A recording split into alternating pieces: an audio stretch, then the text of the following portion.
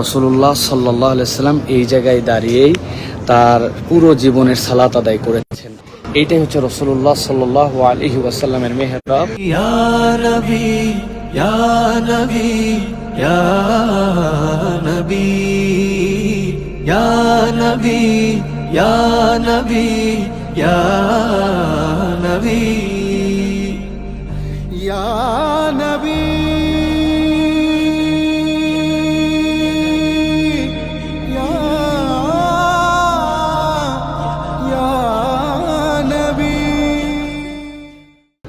আমরা এখন রিয়াদুল জান্নাতে আছি।